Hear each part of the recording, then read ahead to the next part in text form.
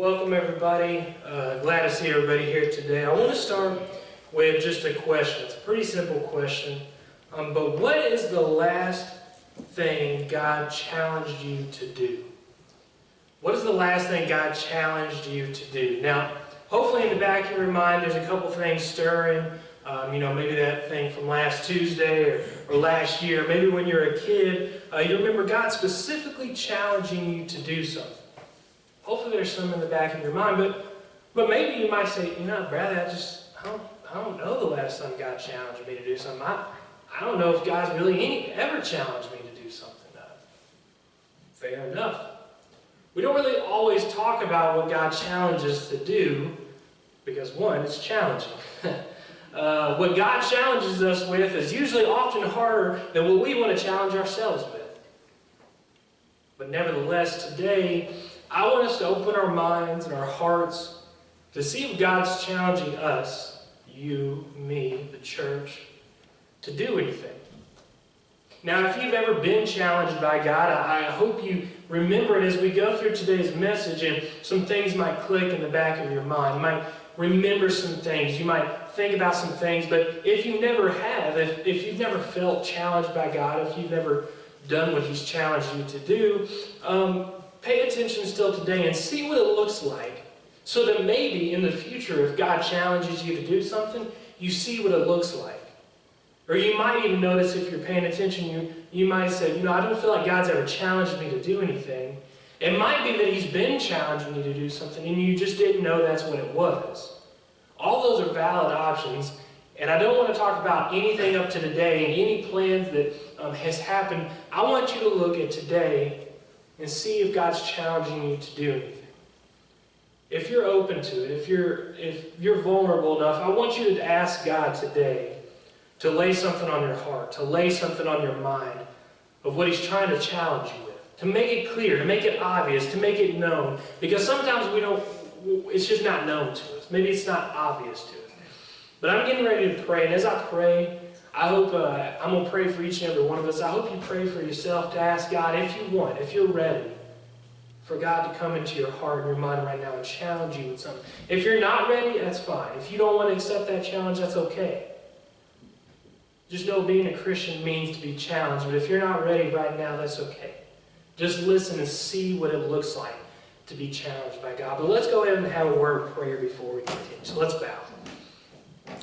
Dear Heavenly Father, thank you for the time that we can just be here today.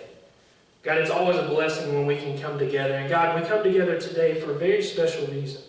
We come together to see what it's like to be challenged. God, I pray that each and every one of us would open our hearts and open our minds to you today. God, if there's been something you've been challenging with us, you've been bugging us, you've been putting in the back of our mind for years maybe, God, I pray today that you would make it obvious. God, I pray for myself that you would make what I'm about to say, what I'm about to proclaim obvious to me, that I would be challenged as well. God, I pray for each and every individual here today, that when they hear this message, when they hear what you've given to us, that we would be able to look and listen and learn what you're challenging us to do. And God, ultimately, that we would follow, that we would accept it and do what you're calling us to do. God, I thank you so much for everything you've provided for us, and I pray that as we go through the sermon, you'd be in each and every one of our hearts and our minds, challenging us the way we need to be challenged.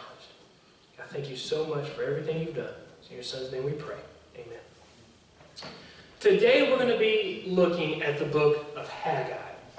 Now, you've probably never heard of it. You maybe have read it or something. But if you want to flip there, go to the New Testament, go to Matthew, and go back about 20 pages. That's about the easiest way to get to it. There's a bunch of books in the minor prophets that you might not be familiar with. But essentially, that's where we're going to be. And you're more than welcome to open your Bibles and be there with me.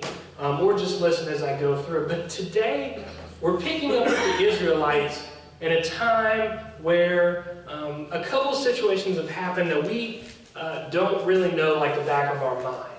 So today we're picking up with the Israelites after they came back from exile.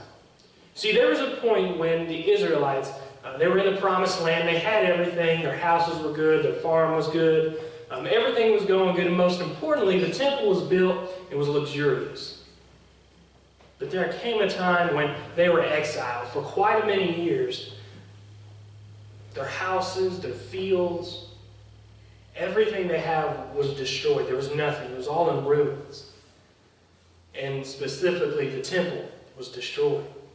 So they were sitting there, and finally one day God had brought them back to their land. God had said, all right guys, it's time to come back. So they came back to destroyed homes, to fields with weeds everywhere, to animals who had died. They had to start all over again. It was just all of them working long hours to just get everything back, get a shelter over their head, food and water, get everything ready. And they spent time and time again, hours upon hours, days upon days, getting everything back just to normal. Just normal. That's what they were striving for. And we pick up in the story of Haggai, the story of the Israelites, the story of God's people with this. They've made it normal. They've got it normal again. Things have came back, and they're good. Sort of. But you see, there's one thing that hasn't changed. The temple is still in ruins. Now I want to point out, the temple pretty much probably doesn't mean much to you as 21st century Christian Americans, and it's because we don't talk about it much. The temple, we know in the New Testament, God said, I am dwelling within you. He dwells within us. We have that close connection with God. But before that, God chose a specific area called the temple that He would be at. And He used it for His people to draw them together, to give them a place to worship, to just provide for them a place of community, a place where they can come close to God. And for them, it was the pinnacle of their worship, was to have the temple where they could worship. But at this time, the temple was still in ruins. So we pick up with God getting ready to challenge the Israelites to rebuild the temple.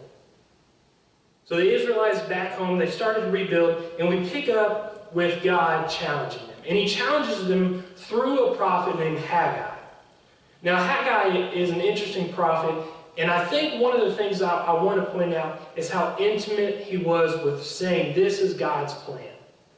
If you read the book of Haggai, which I suggest you read the book entirely, it's 2 chapters. It might take you 10 minutes. It won't take you long. But you'll notice like a third of the verses are simply Haggai proclaiming, this is what the Lord Almighty said. This is what the Lord of hosts says. This is what God said to the prophet Haggai. This is what the Lord Almighty said. This is what God said. This is what Yahweh said. This is what... It's such an intimate relationship between Haggai and God. And I think it is what makes the Israelites take notice. Because this wasn't just a rogue prophet. This wasn't just a rogue preacher. This was someone who was saying, this is what God has told me to do, and I'm trying to tell you exactly what He's telling you. It's not really even for my gain. He's just saying, this is what God is telling me to tell you. And what He starts doing is God says, I want you to tell my people that it is time to rebuild the temple. That's what He does. He starts knocking on doors. Goes and says, this is knocking on doors. He says, all right, tomorrow at noon, we're starting to rebuild the temple. Goes to the next door, knocks on it. Tomorrow at noon, we're rebuilding the temple. Goes on. Next person, hey, tomorrow at noon, we're rebuilding the temple. And he goes all around. He tells everybody, hey, tomorrow we're starting to rebuild the temple. God has told us to. But he didn't quite get the response he thought. If you've ever went knocking on doors and talked about God, you'll notice that's not probably the best way always to talk about what God's plan is for people.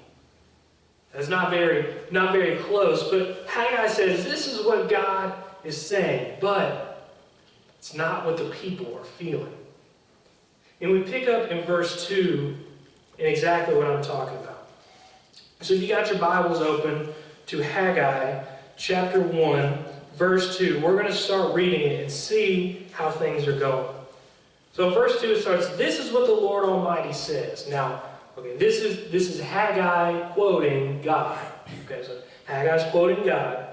These people say, okay, this is pretty confusing. So Haggai's quoting God, and God is quoting the people. Okay, so this is what God is saying. This is what you all are saying. I hear you. This is what you're saying. They're saying, the time has not yet come for the Lord's house to be rebuilt. People are saying, it's just not the right time. Now this is this excuse the Israelites give. Now it's important to note that there are 2 types of excuses. There's a good excuse, and there's a bad excuse. Now, a good excuse would say, hey, why didn't you come to the thing I was having in my house while I was deathly ill, or, family matter came up, or, my car broke down. Those are good excuses. I mean, you're not going to get mad at someone for their car breaking down. But if you said, hey, why didn't you come to my house to do this? And they said, there was just a really good show. 60 Minutes had a really good episode on it. I just couldn't pass it up. That's not a good excuse. You can't. There's a good TV show on it. That's not a good excuse. So we have to observe, is the excuse that the Israelites are given an okay excuse? Because remember, they had to rebuild everything. So when they said, we just don't have enough time, it might be true. I mean, think of all they had to do. They had to rebuild their homes from nothing. They had to weed all the fields. That was very difficult. It took a lot of time. They had to replant everything. They had to wait for it to grow. They had to get livestock. They had to feed the livestock. They had to grow and kill and do all of this. They had to do their sacrifices to God. They had a lot of things to do. So when they said, we just don't have enough time, we can begin to think that maybe they just didn't. But one thing to note here is that they weren't just recently coming back from the exile. They'd actually been back from the exile about 18 years. But they said to God, it's just not the right time yet. It's just not the right time. I can only assume they've probably been saying it's not the right time for about 18 years. That's usually how that goes, isn't it? God challenges me to do something. I said, God, it's not the right time. And God challenged me to do some of my sermons. God, I'm just 22. I'm young. It's not the right time. Or, challenged me to do something with the church. I've only been there. I've been there for under 2 years. God, it's just not the right time. God challenged me to do something in my personal life.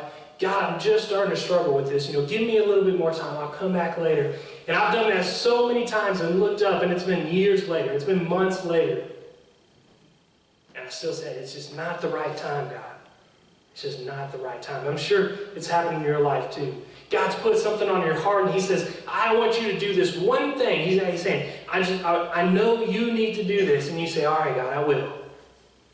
Just give me a week.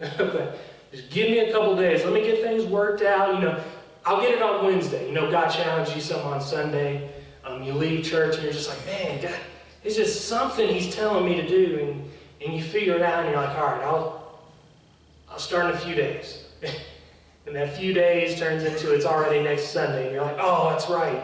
He was challenging me to do that. Okay. This week I'm going to start doing it. And then likewise it happens again. And months later you realize you never did it. It's easy to fall into this trap to say, it's just not the right time. But I like what God says in the next two verses, because He takes what they're saying and He kind of rewords it. He rephrases it and He says, okay, let me just get this right. This is what you're saying, right? So in verse 3, once again in the introduction, it says, then the word of the Lord came through the prophet Haggai. So this is what the Lord says in verse 4. Is it a time for you yourselves to be living in your paneled houses while this house, the Lord's house, God's house, remains a ruin? Now I like to think God's kind of being sarcastic here. You can't read it, but He's like, okay, let me just get this right? So like 18 years, you've been spending 18 years, your house is nice, your farms are good, you're doing okay, you've had all that time right, but like, there's not enough time to rebuild this temple. He's like, I just want to make it clear, like, you're doing your thing, yeah, that's going great, you're doing all this stuff, and you got time to build your houses and make sure everything's filled, but like, you don't have like a few hours a day, or, you don't have a few months to just take this side and rebuild this temple. He's just saying, okay, I just want to make sure what you're telling me is right. You have enough time for you, but you just can't squeeze me into your situation. And I can only imagine God saying this sarcastically, because I'm sure He's been hearing this for 18 years. God, next summer, after our crops this year, after we get through, we'll save up, then we'll be able to build the temple. Next winter, once the crops have kind of died, we have some downtime, then we'll rebuild the temple. You know, not today, man. My legs are tired. I've been working all day. Tomorrow I'll start. And time after time, they didn't. So God finally comes to Haggai and says, all right, this is what you're saying. You don't have enough time for me, but you have enough time to do everything else. That's right. Okay. Okay, that's fine. He goes on in verse 7. And he explains why they don't have enough time. He explains for us why they don't have enough time. And he points out what's going on. So if you got your Bibles, verses 7 through 11. It says, this is what the Lord Almighty says. Give careful thought to your ways. He says, pay attention, take notice. Look at what's going on around you. Pay careful attention to what's happening. Take a close look at your life, what's going on. Pay attention. Verse 8 says, go up into the mountains and bring down timber and build the house, so that I may take pleasure in it and be honored, says the Lord. Verse 9 he says, you expected much, but see, it turned out to be little. What you brought home I blew away. Why, declares the Lord Almighty? Because of my house, which remains a ruin, while each of you is busy with his own house. Therefore, because of you, the heavens have withheld their dew, and the earth its crops. I call for a drought on the fields and the mountains, on the grain, the new wine, the oil, and whatever the ground produces, on men and cattle, on the labor of your own hands. He says, I know things aren't going good. I know you're barely getting by. He says, it's me who's doing it. He says, I know you don't feel like it's comfortable right now, because I'm trying to tell you what you need to do. I know the grain isn't really going well. I know you can't just get enough. I know it says later that everything they put into their pockets, half of it falls out. I know you can't get a lot of stuff because I'm trying to tell you what you need to do. You see, so many times we and the Israelites as well say, you know, God, when our things are going good, we'll do the thing you're calling us to do. But God says, no. He says, that's not what I'm saying. He's saying, you're never going to be good enough until you do what I'm calling you to do. Those things that are happening in your life, they're happening because you're not doing the thing I told you to do. The reason you're not getting enough produce, the reason why, you know, the fields aren't producing well, the reason why all this isn't happening is because I'm trying to tell you that you need to rebuild my temple. It's easy. Just go up into the mountains, get some wood, come down and start rebuilding. Says if you wait for your life to be good, if you wait, you know, for everything to get stored up, if you wait for everything to be nice and pretty and you tie a bow on it, if you wait for that, you're never going to be there. You're never going to get it. Because without the thing God is calling you to do, if you never do that part, you'll never get to what you're trying to do. You say, look at all these things. Look, I just can't do it. I just can't get it. And God says, no, you're choosing not to. If you were to do what I were calling you to do, you'd get what you're trying to get now. I know you're trying to get produce. I know you're trying to get all this stuff. I know you're trying to make a living. And if you would just follow what I'm telling you to do, you will. You'll get it in abundance. I will bless you. I promise you. But the reason it's not going right is because you're not following what I'm saying. Oftentimes I can track back in my life to just working hard, long hours, day after day, hours upon hours, just to get by. And I feel like, you know, I got all these things God's challenging me to do. He's putting these things on my plate saying, hey, these are the things I want you to do. And I'm like, God, I'm barely getting enough sleep right now. When I get my things in order, you know, when I get my life ready, when I get my house clean, or when I get my assignments in, or when I get, you know, planned out ahead of time, then I'll do it. But there's never enough time to do those things first and then do God's plan. And he says, you'll never get these things done unless you start with my plan first. And you know what's surprising about this book that makes it different than literally almost every book in the Bible? Is that the Israelites actually do what God had called them to do. Now let's just take notice. Haggai is one of the only books where God speaks to his people, and within the book they actually do what they're supposed to do. Now, one, that just gives me encouragement to when I'm just not following God's plan, that I'm still okay. But it means that this is not hard. That This isn't some long process. This isn't something that, they just struggle with. It just happens. They say, okay. And they start following God's plan. That's it. That's all they do. Haggai says, this is what God's calling you to do. And they say, oh, okay. What we've been trying to do is not working because we're not doing His plan. Oh, okay. All right, starting tomorrow at noon, let's go up to the mountains, get some logs, and let's start. So in verses 13, it says this. It says, then Haggai, the Lord's messenger, gave the message of the Lord to the people. I am with you, declares the Lord. So the Lord stirred up the spirit of Zerubbabel, son of Shealtiel, governor of Judah, the spirit of Joshua, son of Jehozadak, the high priest, and the spirit of the whole remnant of the people. Now, most of those names probably didn't mean anything to you. Just know that God started to move within all of the nation. Everyone that is around him, he started to take notice, and they started to implement what God is calling them to do. And this is what happens. It says, they came and they began to work on the house of the Lord Almighty, their God. And it says, on the 24th day of the 6th month in the 2nd year of King Darius. That's it. They started. That wasn't very difficult, was it? They didn't go through a 12-step process to figure out what God's calling them to do, and then start doing it, and then kind of do it, and then a little bit here and a little bit there. They just say, okay. All right. Because they knew that's what God had called them to do. They've been waiting for 18 years to rebuild the temple. You don't think they saw the temple every time they went to the store? You don't think they saw the temple every time they came home from work? You don't think they saw that temple in ruins every time they walked by it? No, they did. They knew every time they walked by, man, God, next year we need to start on that temple, don't we? Yeah. Next year we'll get it. 2 years later, man, that temple still isn't built, is it? All right, in a few months we'll get to it. 3 years later they're looking and it's still not built.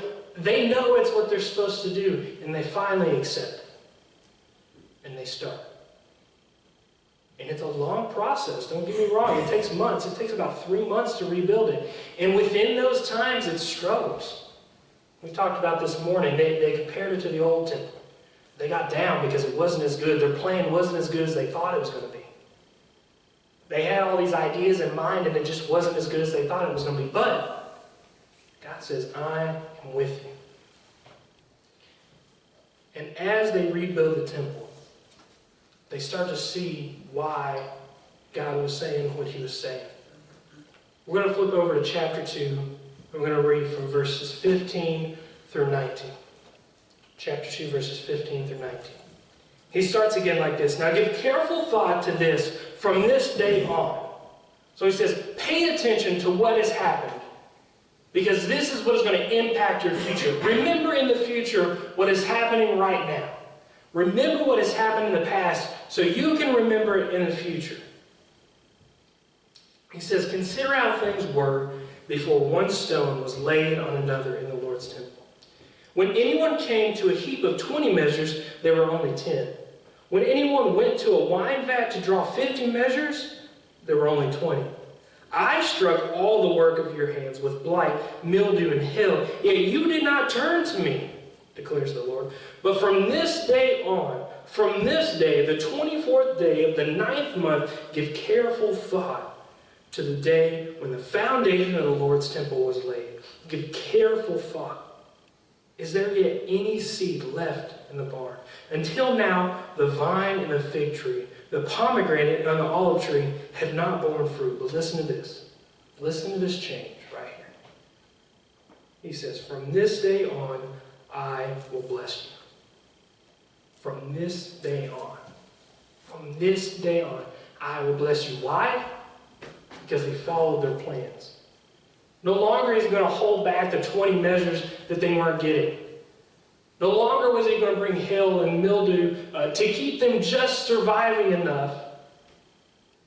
He says, now that you follow my plan, I'll bless you.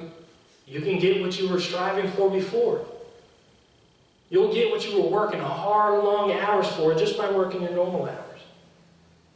You'll survive. You'll do fine. Things might not always be easy. But he says, I will bless you. Why? Why will he bless them? Because they paid attention to what the plan was. And they said, from this day on, now that the temple is rebuilt, now that we have followed God's plan, no longer will those things be happening. We will look to God's plan first. No longer will we need to wait for our supplies to start running down. No longer will we need to wait for our crops to start falling away. No longer will we need, our houses to be destroyed. Any of these things to look to God's plan. It says, from this day on, I will listen to God's plan. That's what the key is. It's from this day on, I will listen to God's plan. And he says, good. And I will bless you.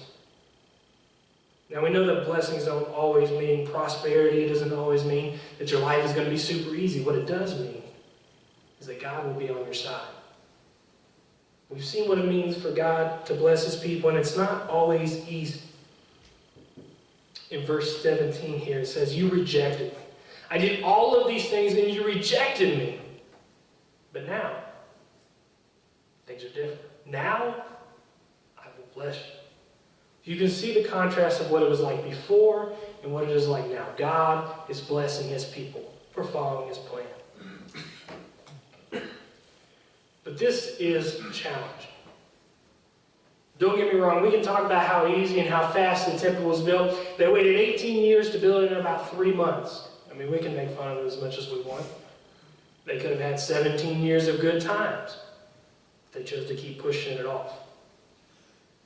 But it's challenging. Because once you start on God's plan, that means you've accepted it, and that means you know the importance of it. So if you stop, if you quit, if you let up, it's still going to be in the back of your mind saying, hey, God called you to do this. You should keep doing it. But if you know God will bless you, then you'll get through it. You'll be able to fight through it. I asked you this morning to open your hearts and your minds to what God's challenging you to do right now. I don't know if God's put anything on your heart or your mind right now, but I pray that as you leave today, you look. You look for a plan.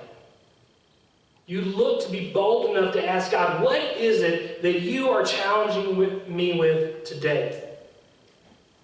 That you'd be able to challenge yourself and you say, on this day, the 5th day of the 11th month of 2017, from this day on, I will follow God's plan. I'll no longer push it off. That thing that's been on your mind for years, that one quote from that pastor 20 years ago that's just stuck in your head that you should do that one thing, you start today. Maybe it's something you're going to walk out here and God's just going to punch you in the gut with and you're going to say, oh, God, okay, I'll do it. Maybe instead of waiting till Wednesday to do the thing God's challenging you to do today, you start today. And say, okay, you go home and write out what you need to do, call the person you need to do, make the plan that you need to do. I don't know what it is. Maybe it's a huge thing. Maybe God has been putting in your life for years and you've been building it one Lego piece at a time, one little piece at a time. And before you know it, you're going to come to someone and they're going to go, oh my goodness, what is this huge plan you have? And you're going to say, yeah, God just nudged me every now and then to do a little bit of this here, a little bit of that there. But it might be something little. It might be that thing in the back of your mind that says, you need to call that person. It might be that you need to send that person a text. It might be that you need to send that person a Facebook message. It might mean that you need to write them a letter. It might mean that you need to go pick them up and take them to dinner. Even if it's something small like that, it's still not small. It's God's plan.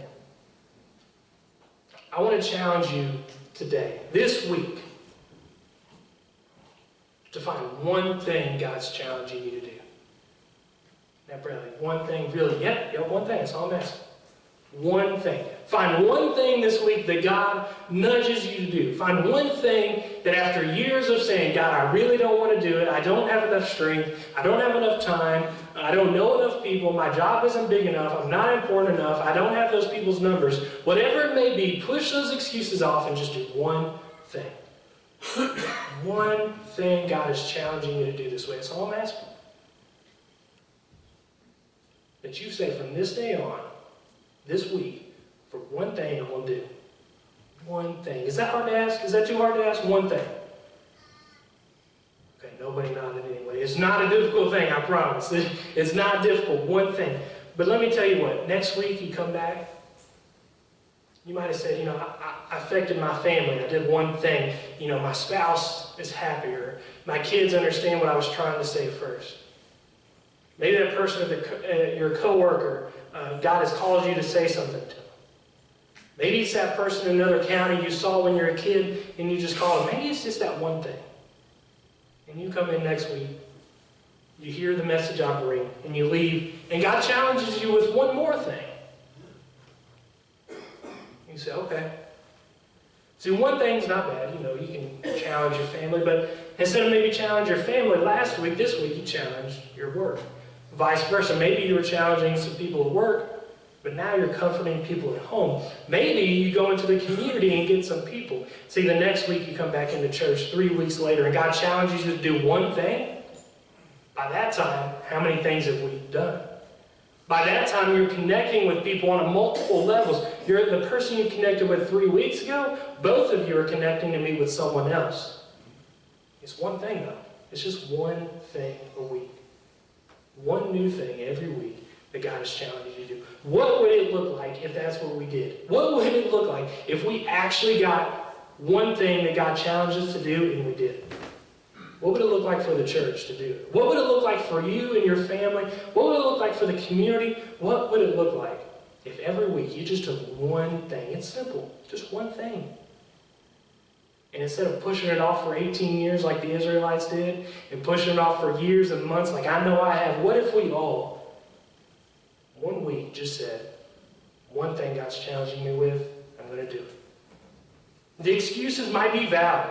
You telling me these excuses that the Israelites gave weren't valid?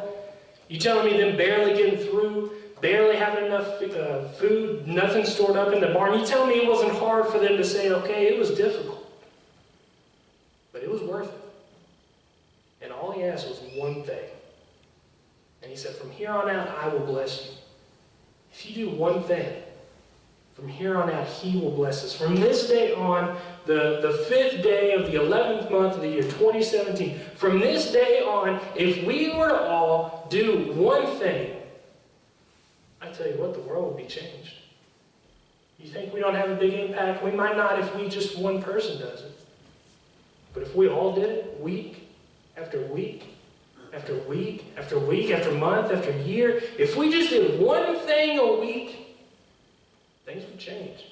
You might not even notice it, but God will. I don't know if God's challenging you to do anything specific right now, but what I'm going to ask you to do before I pray, before we end it, before we come up and sing, is I'm just going to have a moment of silence, a moment of time. I'm going to ask you to bow your head and close your eyes and see if God's challenging you to do anything. Talk to God if you need to talk to him. Maybe just think about what it would look like for God to challenge you if he's not challenging you. But I want you to say to God, from this day on, if you're comfortable, if you're challenged enough to say it, from this day on, the 5th day of November, I will accept your challenge. Let's bow. Let's close our eyes.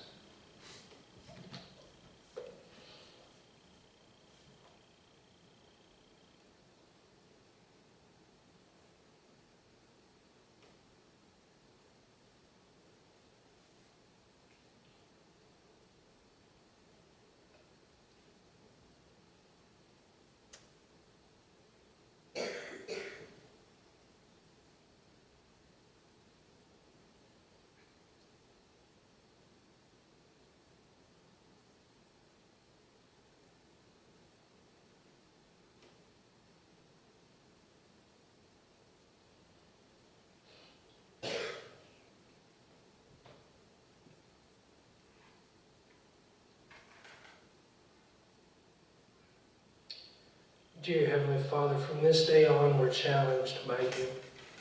God, I pray that each and every one of us would look to what you're challenging us to do.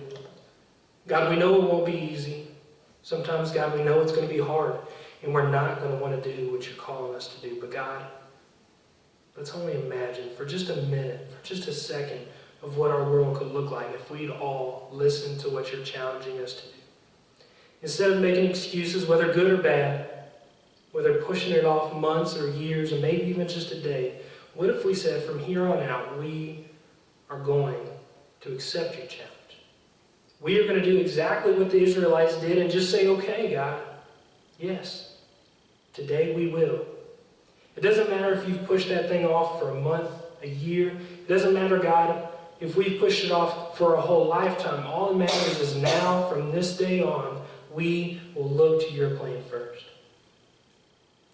God, I pray that each and every single one of us here today, myself included, that we would be challenged by you. God, if someone here didn't open up their hearts and their minds this morning, if they say, God, I just want to see what it's like to be challenged, but I don't feel comfortable enough to make that step, God, I pray that you would show them what it looks like to be challenged. God, I'm not asking every single person here to go rebuild a temple or to rebuild a church. God, I'm just asking us to take notice of what your plan is. And God, if we're comfortable enough, if we feel strong enough, then I pray that we would answer that challenge. But God, even if we're just figuring out who you are and what your plans look like, God, I pray that you would make them known. I thank you so much for the love that you've given us. The love and the commitment that after years and years of pushing things off, God, you still want us to do them. God, you still call us to do them because you know it's for our greater interest. God, you know it's for the betterment of us that you want us to do it. So God, I pray that each and every one of us would take this day, the 5th day of the 11th month, 2017, to say from now on, from here on out, I will answer your call. I will answer your challenge. And I will look for you and what you're challenging us to do. And instead of pushing it off, we answer your call. God, I pray that if it's here now or tomorrow or Tuesday or Wednesday or Friday or next Saturday night, whatever it may be, God, I pray that we would answer just one of the challenges you're giving to us. I thank you so much for your Son, the grace that he gives to us so that we can accomplish these things in his name. God, and we pray all of these things in him. Amen.